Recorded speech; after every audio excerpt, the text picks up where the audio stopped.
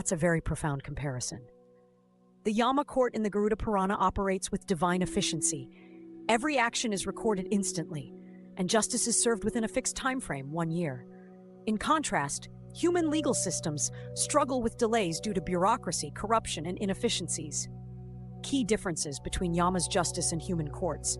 Aspect: Yama's court, divine justice. Indian court, human justice.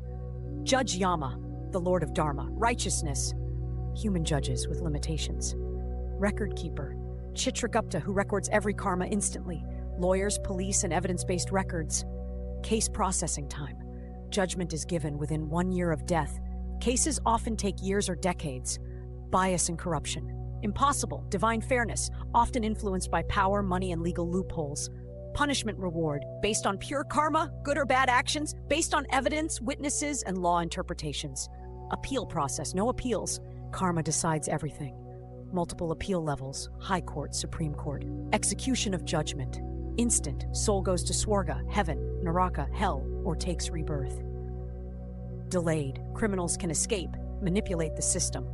What can Indian courts learn from Yama's justice? Strict time limits for judgment. Just like Yama's judgment happens in 1 year, courts should set a fixed time frame for case resolution. Criminal cases, especially serious offenses like murder or corruption, should have fast-track judgments. Perfect recording system: Chitragupta model. Chitragupta keeps a flawless record of every action, thoughts, words, and deeds. If Indian courts had tamper-proof digital records, AI-based case tracking, and instant documentation, cases wouldn't drag for decades. Karma-based fairness beyond technicalities. Divine justice sees the truth, not legal loopholes. In modern courts, wealthy and powerful people often manipulate the law. A justice system based on actual deeds rather than influence would bring fairness. Instant punishment, reward execution. If someone is found guilty, punishment should be immediate. Delayed justice often reduces deterrence and encourages crime. Moral and ethical laws. Yama's law focuses not just on legal correctness, but moral righteousness. A society where people fear karma, consequences of their actions, would naturally have fewer crimes. Final thought: if earthly justice followed the principles of divine justice, society would be more fair, efficient, and disciplined. Maybe modern courts should take inspiration from Yama's court and ensure swift, unbiased, and corruption-free justice. What do you think? Should there be strict 1-year time limits for criminal cases in courts? That would be a revolutionary change in the justice system. If courts were required to deliver final judgments within 1 year, it would reduce case backlog. Millions of pending cases would clear up faster. Ensure accountability. Judges, police, and lawyers would work more efficiently. Deter crime. Criminals would fear immediate punishment.